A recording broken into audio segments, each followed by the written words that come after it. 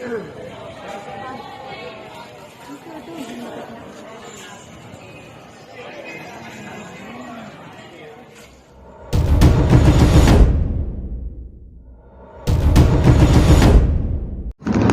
majority of the Filipinos have been chosen Bongbong Marcos as the next president of our divided country by defeating Vice President Leni Robredo in the presidential race by landslide way.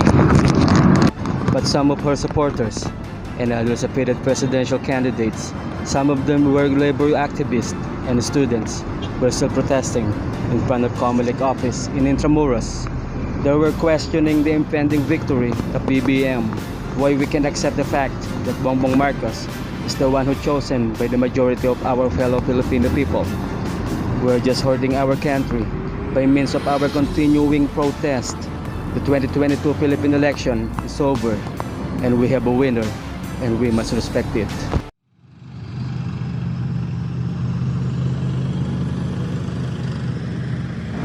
Hi, my name is Robert. I'm a gardener, not a scarecrow. Welcome to my channel.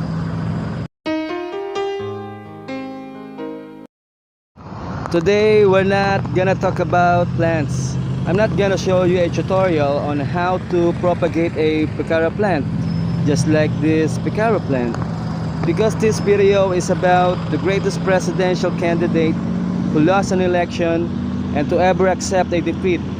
I'm gonna show you his concession speech after he lost to the US former president George W. Bush in year 2000.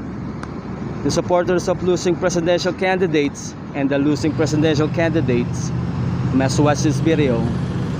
His name is Gore. Good evening. Just moments ago, I spoke with George W. Bush and congratulated him on becoming the 43rd President of the United States. And I promised him that I wouldn't call him back this time. I offered to meet with him as soon as possible so that we can start to heal the divisions of the campaign and the contest through which we've just passed. Almost a century and a half ago, Senator Stephen Douglas told Abraham Lincoln, who had just defeated him for the presidency, "Partisan feeling must yield to patriotism." I'm with you, Mr. President, and God bless you. Well, in that same spirit, I say to President-elect Bush that what remains of partisan rancor must now be put aside, and may God bless his stewardship of this country. Neither he nor I anticipated this long and difficult road. Certainly neither of us wanted it to happen.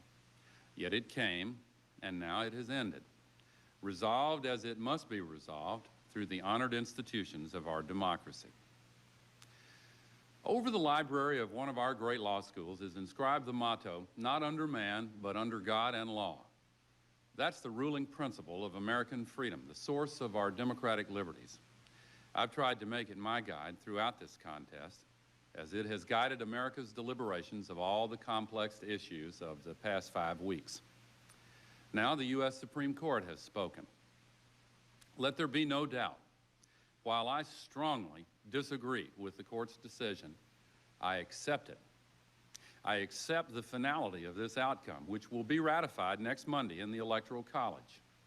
And tonight, for the sake of our unity as a people and the strength of our democracy, I offer my concession. I also accept my responsibility, which I will discharge unconditionally, to honor the new president-elect and do everything possible to help him bring Americans together in fulfillment of the great vision that our Declaration of Independence defines and that our Constitution affirms and defends. Let me say how grateful I am to all those who supported me and supported the cause for which we have fought. Tipper and I feel a deep gratitude to Joe and Hadassah Lieberman, who brought passion and high purpose to our partnership and opened new doors, not just for our campaign, but for our country. This has been an extraordinary election, but in one of God's unforeseen paths, this belatedly broken impasse can point us all to a new common ground, for its very closeness can serve to remind us that we are one people with a shared history and a shared destiny. Indeed, that history gives us many examples of contests as hotly debated, as fiercely fought, with their own challenges to the popular will. Other disputes have dragged on for weeks before reaching resolution. And each time, both the victor and the vanquished have accepted the result peacefully and in a spirit of reconciliation. So let it be with us. I know that many of my supporters are disappointed. I am too. But our disappointment must be overcome by our love of country. And I say to our fellow members of the world community, let no one see this contest as a sign of American weakness. The strength of American democracy is shown most clearly through the difficulties it can overcome. Some have expressed concern that the unusual nature of this election might hamper the next president in the conduct of his office. I do not believe it need be so. President-elect Bush inherits a nation whose citizens will be ready to assist him in the conduct of his large responsibilities. I personally will be at his disposal, and I call on all Americans. I particularly urge all who stood with us to unite behind our next president. This is America. Just as we fight hard when the stakes are high, we close ranks and come together when the contest is done.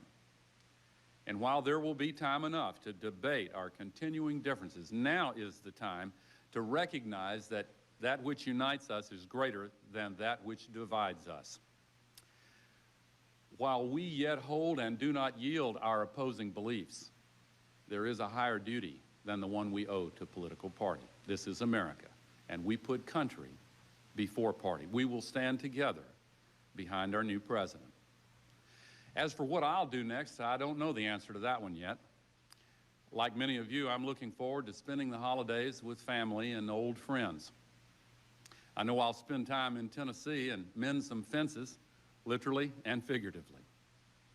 Some have asked whether I have any regrets, and I do have one regret, that I didn't get the chance to stay and fight for the American people over the next 4 years, especially for those who need burdens lifted and barriers removed, especially for those who feel their voices have not been heard.